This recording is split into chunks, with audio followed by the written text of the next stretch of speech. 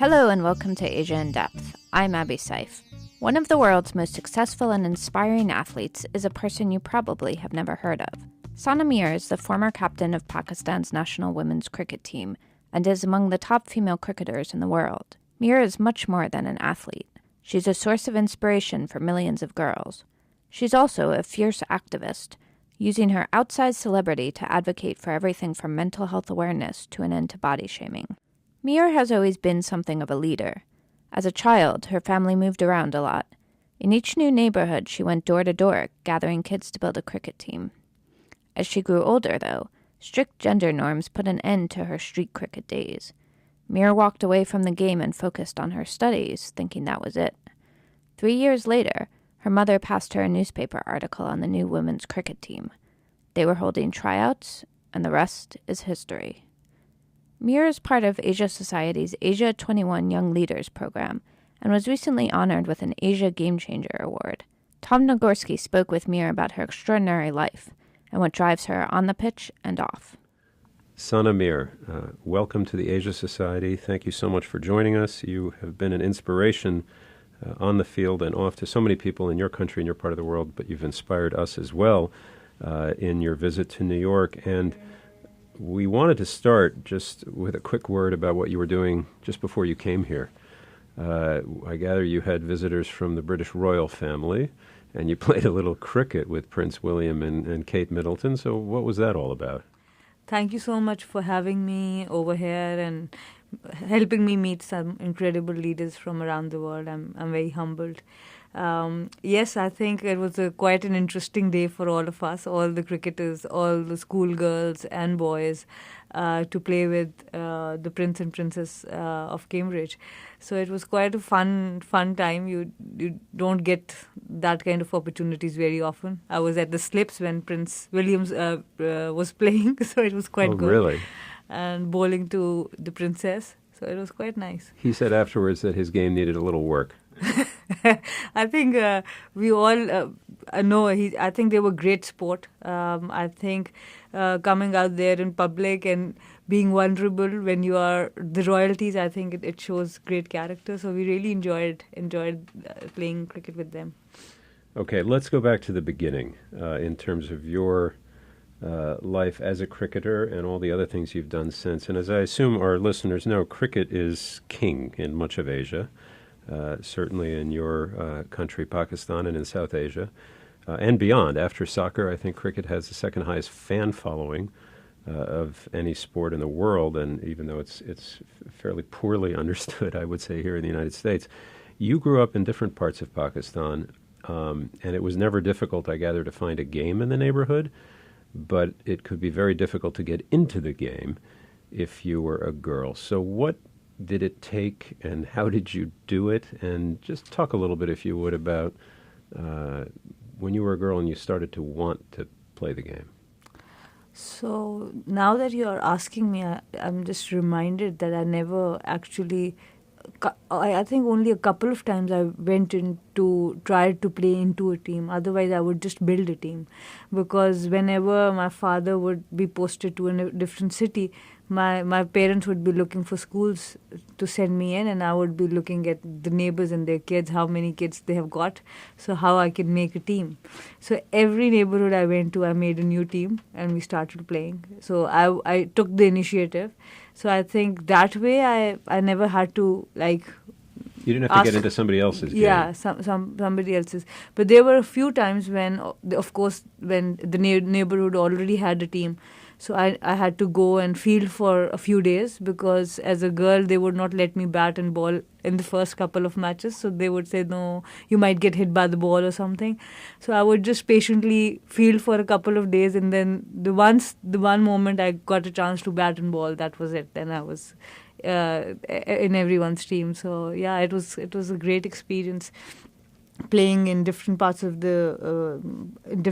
Pakistan, and I think that also helped me captain the team pretty well, because most of the girls spent their life in one city, so they had their association with the city or the people there. But with me, I had no association with but one particular city, so it was easier for me to unite all the players and make a team, actual team, and start producing results. So I think that was quite helpful. So you were a leader really from the beginning, it sounds like. But was it true that most of the kids playing wherever you were living as you moved around as a child were boys? Yes, I think I've played street cricket for about 7-8 good years or more, I think. And in those 7-8 years, there was only one girl who would play regularly with me. Her name was Sidra. I heard that she got married while she was young. I couldn't meet her afterwards because she was in the other city. We didn't have mobiles at that time. So I still don't know where she is. But she was the only girl in the 10 years who would, I think, consistently played for a couple of years with me. But otherwise, all the other 6-7 years, I was the only girl, and I used to play with boys. So when you say you were going around building teams, you would go and what? You would just go and knock on doors or go to the pitch and say, hey, you want to, I mean, how did you do that? So my father gifted me a bicycle when I was 5 years old, 5-6 years old. So I would bike around the neighborhood, ring bells. You're recruiting. Recruiting, and I mean, just saying hi to random people, random kids, and see if they're interested. And I always had a bat and ball ready. So we could, I mean, cricket is, if you are playing street cricket, it can be so creative. You can play with 2 people, you can play with 20 people. So we would create different games from different number of people. There would be different styles of tosses and how people will get to bat or ball. So I think it was quite creative in that sense. So I just wanted to play. So I don't know. I don't think that I did it while I was thinking. It was quite natural. Yeah, with your bike. And did you ever get any weird reactions or negative reactions from the boys? So when I was young, no one noticed because till 10 or 12 years old, it was not an issue. But after I entered my teens, so of course there was an issue that the girl is on the road or riding a bike. So one day I just went to the parlor and cut my hair quite short so people don't know that whether I'm a girl or a boy, because a lot of times our matches used to stop because the car had to pass because we were playing on the road, and sometimes the matches had to stop because people started staring, oh, a girl is playing. So both the times our time would be wasted, and we had limited time because we had to go to schools and we had to have other engagements to keep the game moving. I just went out and cut my hair short. So a lot of people didn't really realize for another 3 years that I was a girl. And after that, when I became older, then I had to stop for a while also. And then I played only other sports at school, at college. So I left cricket for 3 good years when I couldn't play any longer on the street. And then it came back to me when my mother brought an article and she said that, would you like to go and give trials? Yeah. Talk a bit about that article. So basically it was it's a magazine article and it's got a little note saying, hey, you can write here if you want to play. So what happened is that it was my mother when I was like 14 or 15 years old that she came to me and said that now you're growing old and it's better not to be on the streets and playing with the boys. And I was not rebellious. I understood what she was saying and I knew that she was right in her own way. So I stopped. I didn't make a fuss out of it. So after 4 years, because she knew cricket was in my heart, even while like doing chemistry diagrams, I would be setting fields instead of the electrons and neutrons. So she knew that how much I was missing it. So there was an article in a newspaper. Kiran Baloch, an ex-cricketer, broke a world record a few months ago. I never knew there was a women's team till that point. So it was her interview in the newspaper, and they were recruiting new players. And they had an address where we could send letters. So then my mother asked me that why don't you give trials? Okay, you don't have to play with boys, you can play with girls. There is a women's team. So that's how I learned about the cricket team. Otherwise, I never read newspapers, so I would never have known. Well, that's a great story. Now, speaking of the national team, the women's team in Pakistan was really, I guess, going back just a little over 2 decades, right? It was just getting started, not only not doing very well, but a lot of challenges, no money, not much support, even in some cases death threats against some of the girls and women who were playing. How did that start to change? So I think initially when it started, there were two sisters, Khan sisters, who started cricket, and they were brought up mostly in UK. So I think there was a bit of they couldn't understand the culture when they were bringing cricket to Pakistan. They were the pioneers. They brought cricket, women's cricket to Pakistan. But with the death threats and all that stuff, because I think the country was might not be ready for girls playing in shots at that point. So I think some of it was a bit of, I think it could have been done better. That's what my opinion is. But all I can say that once women's cricket come under PCB in 2005, we were culturally PCB, the Pakistan Board. Cricket Board. So we were culturally very sensitive about how to take cricket forward, because we understood that the structures are still not there. So we will be needing the family support. We will be needing the players' consent if we want to let the girls play. So we were quite culturally sensitive about how to basically grow the game, because it has to grow into the communities for it to sustain. So I think that was our focus when I was leading the team, or when we were trying to expand it. So I think that's the only difference. And then it was the 2010 gold medal. Before that, 5-6 years we played almost for free, nothing. I mean, it was just the love of cricket and love of the country that we wanted to play for. But 2010 Asian gold changed everything for us, because it was a time when in Pakistan, I think, participated in more than 50 games in Asian Games, but we hadn't won a gold medal for 8 years. And the men's team was facing match fixing and spot fixing allegations at that point. So the sporting environment was quite low at that point. So at that point, women's team winning the first gold after 8 years became big and gave us the much needed spotlight that we needed at that point, to just establish that there's a team who's playing cricket for Pakistan and we need to give focus. So once that happened, that turned things around, and we got our first contracts in January 2011 under Bushra Etazaz, who was the chairperson, Shirin Javed and Bushra Etazaz. And that's when there were first contracts, and cricket started becoming semi-professional and more acceptable, because, of course, when money comes in, then there's another element which is addressed, which is an insecurity from the parents that they're leaving their jobs or their studies. Right. So at least they are getting paid.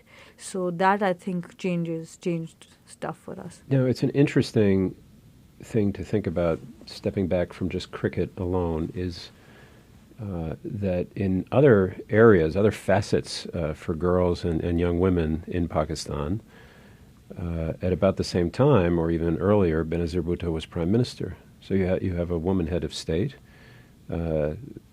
whatever one's politics are, that barrier was broken, and yet you have all these issues at the same time with girls and young women getting into sport. Why do you think that was? Why the difference? Because I think when you understand the culture of a country, I think there has been a big debate of whether girls should come outside of their homes. This has been a debate also.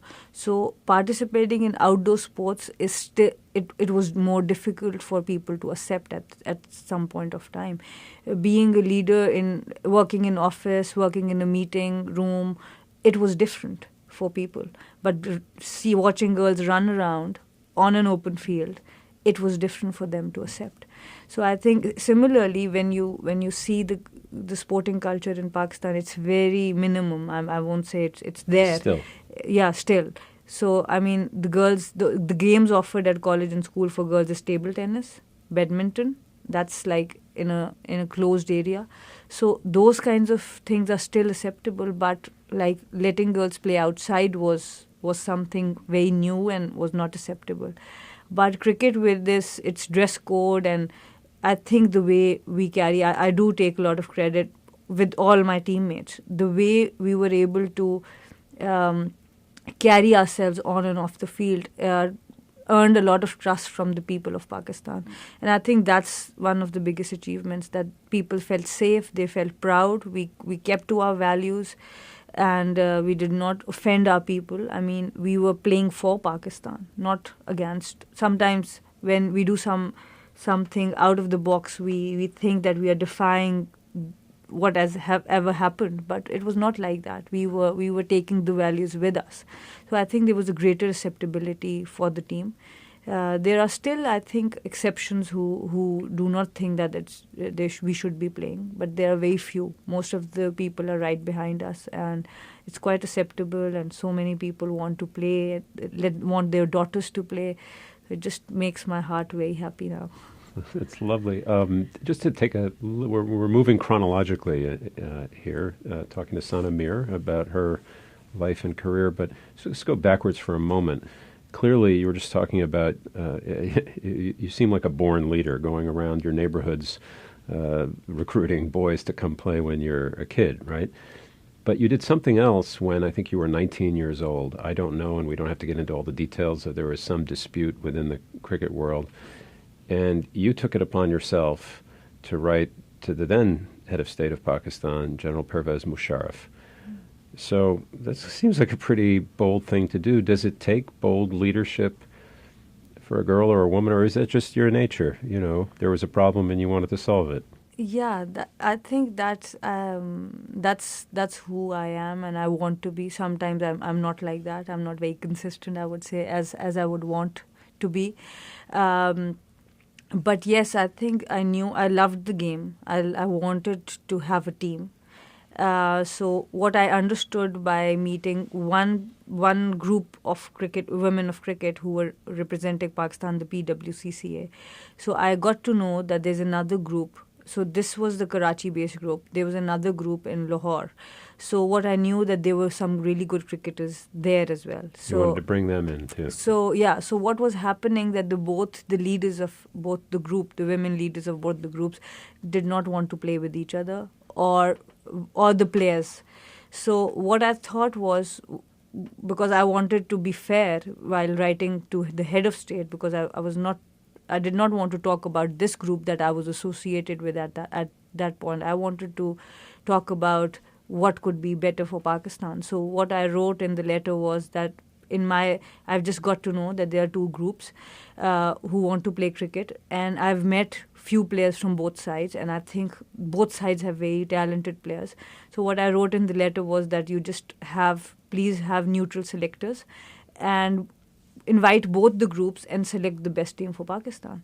So that is all I wrote in the letter. I never received a reply of the letter, but what I received was an invitation to come and attend the camp. So then I didn't write it for myself. I could have just, because I think this was the right thing to do. And then when I got that letter, I told the team I was playing for that they are asking me to go there, and they said they didn't reply anything, but I still went on. And then what happened was because I was from the Karachi group at that point, and then I went to the Lahore group, and then I told the Karachi girls that everything is fine, you can also come, and then we all got together.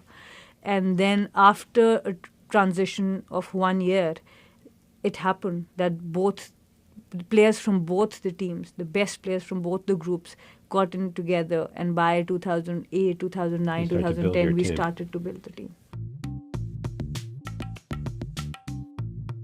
Hi, Abby here. We're going to take a short break to talk about Asia Society's YouTube channel, which has more than 130,000 subscribers. Hundreds of our public programs each year are recorded and published on YouTube. And there's a lot more. You can watch videos on a huge range of topics, everything from the controversy over Huawei to the rise of K-pop in Bollywood to North Korea's nuclear program, all featuring insightful people from around the world. So, whether you live near Asia Society or not, please be sure to subscribe at youtube.com/Asia Society. That's youtube.com/Asia Society. And now, let's go back to Sana Mir and Tom Nagorski. So, then you get the gold medal in 2010 at the Asian Games. And given where cricket had been for girls and women in Pakistan when you were younger, given your own leadership and bringing the team together, Describe that moment just as a personal thing when you won and took that medal. To be honest, we did not understand what we were doing at that point, because we thought, we were thinking in cricketing terms that there's a Bangladesh and the other teams were like the starters. I mean, Sri Lanka was not there, India was not there.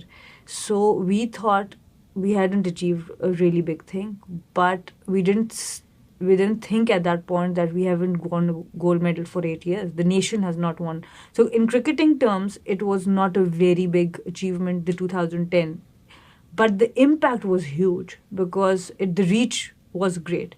But the 2014 gold medal was bigger because we had expectation. A lot of people, when we won the 2010 gold medal, when we went back home, so a lot of people criticized that there was no Sri Lanka or India, so there's no big Doesn't deal. Count. Yeah, there's no big deal that you won. So, but we said we did not stop them for coming. If they did not come, we still have a gold medal. So what happened in the next 4 years, the expectation became higher. Sri Lanka came back in, and Bangladesh became very stronger as a cricketing nation, women's cricketing nation. So the tournament was quite tough, and we just won on the last over. And I think that for me was a bigger moment, because it, like, sometimes when you do good stuff, a lot of people say it was a fluke. For the team to understand that they are good enough, that built the character of the team. I think that's the way we defended the gold medal. I think for me as a leader, that was a bigger moment, because achieving it once and not having the best teams there, it was good. It did what we needed it to do. But the 2014 was something that I think I rate higher. Yeah. And then beating India in the World Cup in 2012 for the first time. So men's team has not done it till now, and we have done it twice. So I nice going. So I think that was something also that established the women's team, and people started looking up to the women's team that, okay, we are not spending that much money, but they are giving better results. So they started, I don't believe in comparing, but that started to build the profile of women's cricket. You can't argue with results. Speaking of moments, I don't know if it was a single moment or many moments when we've been talking a lot about your leadership, when you started to, take your success, your fame. You have a big social media following and all the rest, and to start to use it in different ways.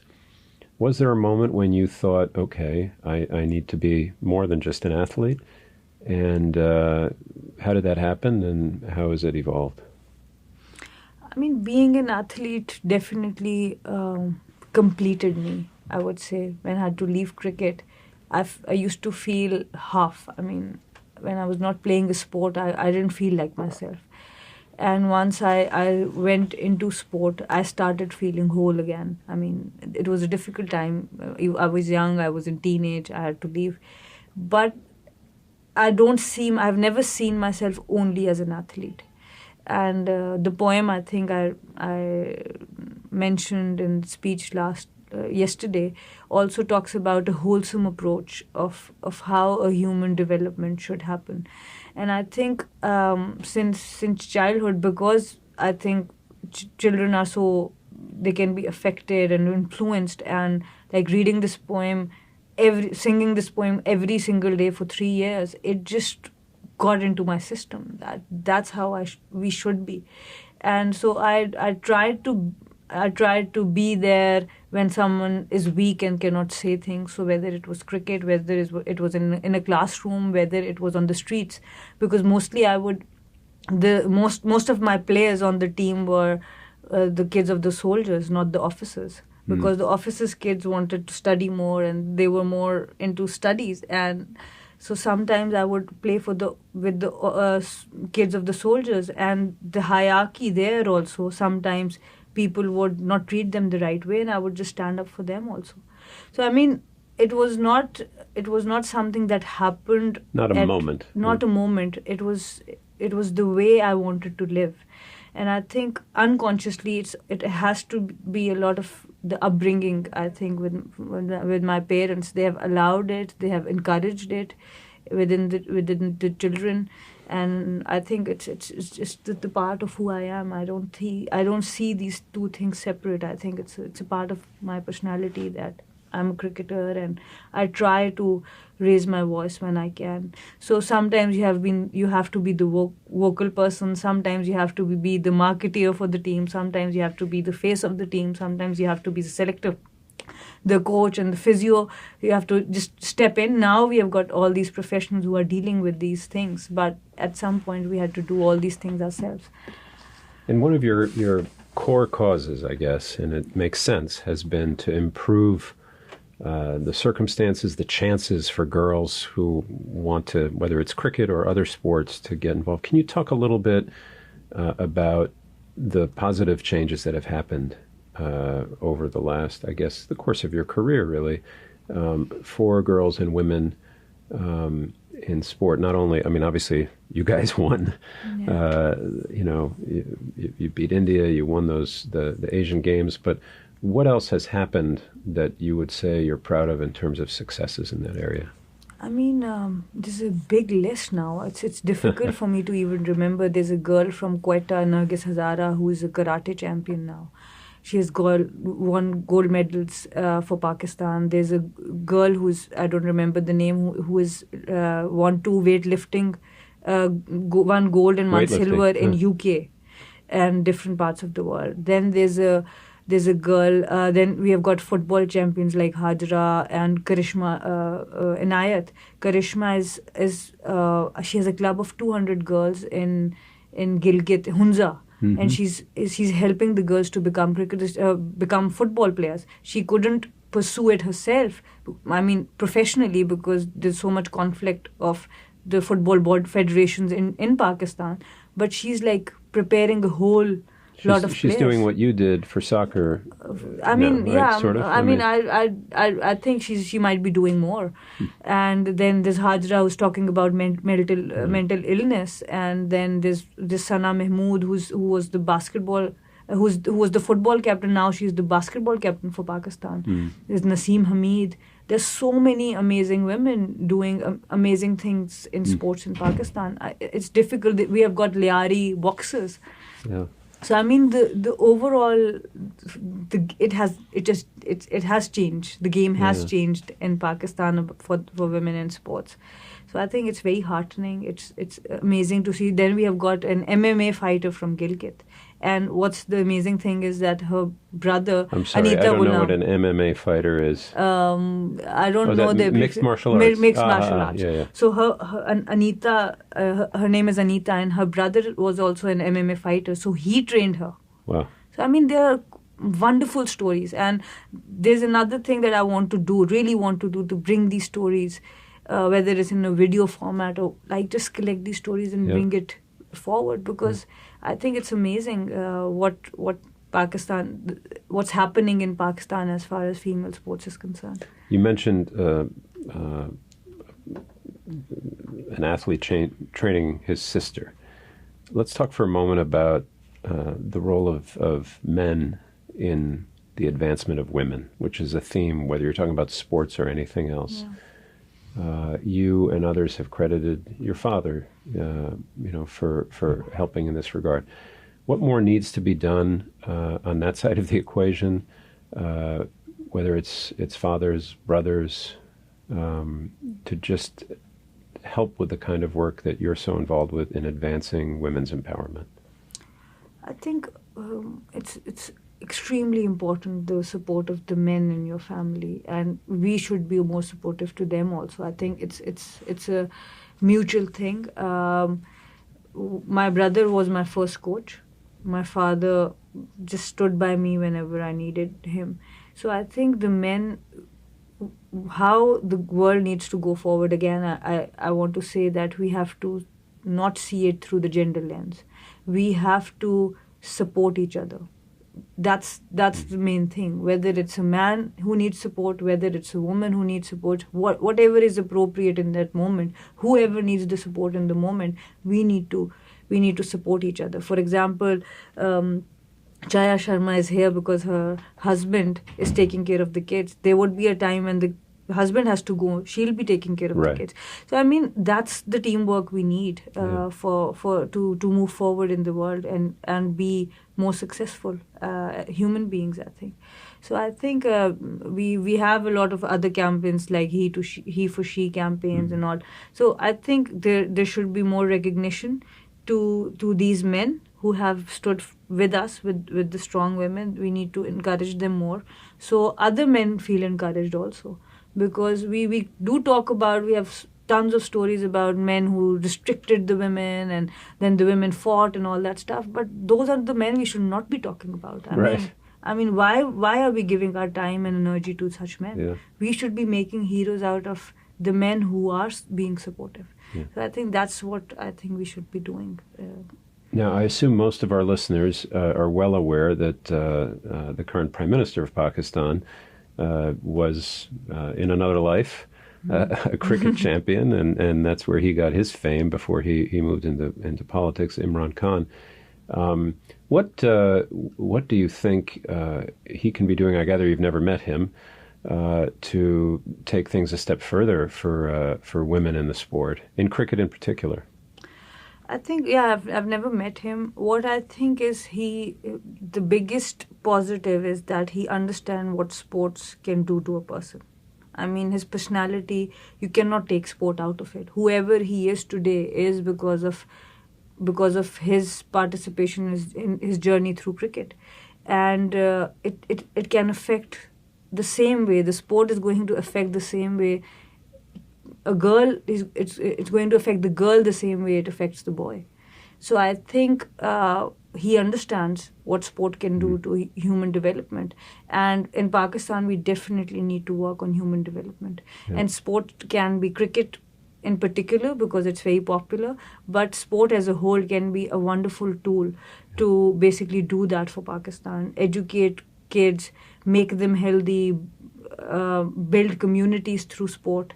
Build leaders through sports. I think there's so much we can do. We can do through sports, and I don't think of anyone better at the head of affairs who understands this. So I really, whenever I'm going to meet him, I'm definitely going to say that to him, that we need his support, especially the women. Now, it seems strange because you're a very young woman still, but I guess the retirement age for a professional cricketer is about where you're at. You're 33 now, right? Yeah, almost 34. Right, okay. And you've sort of had a retirement once already. Do you think in your mind in the calendar in your brain, okay, that time is coming soon, or you just play until... So I've been playing... for the last 2 years, every tournament is my last tournament.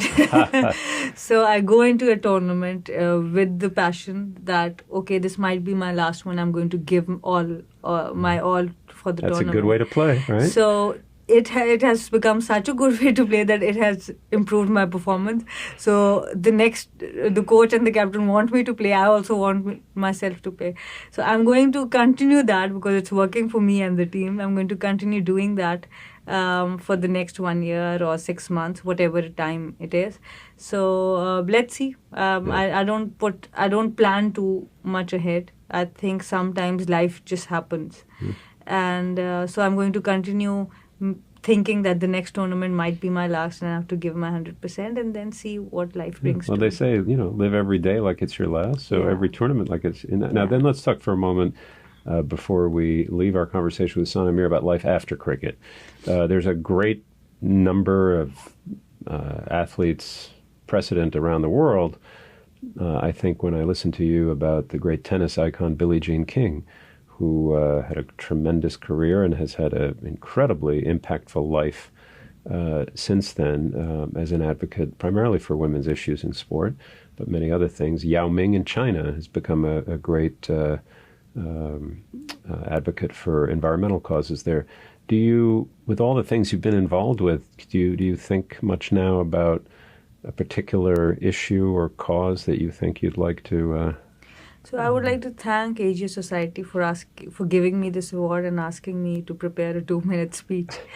What happened in the process that while I was preparing the speech, I wanted to say so much, I wanted to talk about so much, and it helped me, the 2 minutes deadline, which I did not follow, and I followed it to 3 minutes. It helped me make me understand what was really close to my heart. So I think the 3 issues that I pointed, the children, displaced children, whether it's through war or any other thing, I think that's something I would love to work with. Women, their empowerment and helping each other, building communities, I think that's something very important to my heart. And climate change, because these are the 3 things that Pakistan is being affected, and worldwide I think we are all seeing the shift, and we understand, everyone understands that these are the major issues, and as many people get involved in these issues, it's still less, because there's so much to be done in all the 3 areas that I think I might be, my focus has, I think, narrowed down thanks to you guys for making me work hard and look inwards for what is really, really important to me. So yeah, I think I've just narrowed down a little bit. So I'm going to work on it for a few more months and see what I want to do. But I definitely want to serve these 3 sets of people if life permits me and if God permits me. Last question for you, Sana Mir. You were given the Asia Society's Asia Game Changer Award for 2019 and for all your achievements on and off the pitch. And in accepting the award, you read from a work by the great poet Muhammad Iqbal, Prayer of a Child. Can you, I wonder if you could read that line or those lines again and explain why they touched you. So it's a beautiful poem. It starts like this. Lab pe aati hai dua ban ke tamanna meri, zindagi shamma ki सूरत हो खुदाया मेरी, दूर दुनिया का मेरे दम से अंधेरा हो जाए, हर जगह मेरे चमकने से उजाला हो जाए. I mean, in this poem, the poets talk about a prayer of a child who wants to basically chase away the darkness and the light of the world through light, chase away the darkness of the world through light and love, and serve the humanity. And when they talk about humanity, they do not distinguish, the poem does not distinguish between any person with any caste, religion, color, or the child, whether the child is a girl or a boy. So I felt very included when I used to read it every morning. I felt included that this can be a prayer from my heart also, because Urdu has words that can clearly say that it's a boy word or a girl word, but it was not in the poem. It's written in a manner that it's very open for everyone. So I felt very included, and I think it became a reason of how I think and what I want to do in life. And that's why I think even now, if I get distracted and I become negative at times, we all do. So I do turn back to the poem. I do turn back that what is the simple thing that we are here to do. So I think it's a good direction for me, a good compass for me, and it's kind of the core values of a human being. I think it can be defined in this poem. It's very powerful. Iqbal's all other work is very powerful on self and khudi and all that stuff. So I think it's amazing that how children get affected. I think it's difficult to get that out of my system, and I would not rather do that also. Great. Sana Mir, thank you so much for being with us at the Asia Society. We really appreciate it. You're most welcome. I love being here. Thank you. Shukriya. Shukriya. That'll do it for this week's episode of Asia in Depth. You can check out our show page at asiasociety.org/podcast and subscribe on iTunes. Please be sure to keep up with everything going on in Asia Society's universe by following us on Facebook and Twitter at Asia Society. In our next episode, Asia Society's Matt Schiavenza speaks with award-winning BuzzFeed correspondent Megha Rajagopalan. Let's take a listen. In my opinion, it is one of the worst human rights crises in the world. It is an attempt by one of the world's most powerful authoritarian governments to erase and remake the culture of some 11 million people. And it is essentially a form of collective justice against an ethnic group for the actions of a very small handful that have already sort of been brought to justice through the criminal justice process. I'm Abby Saif. See you next time.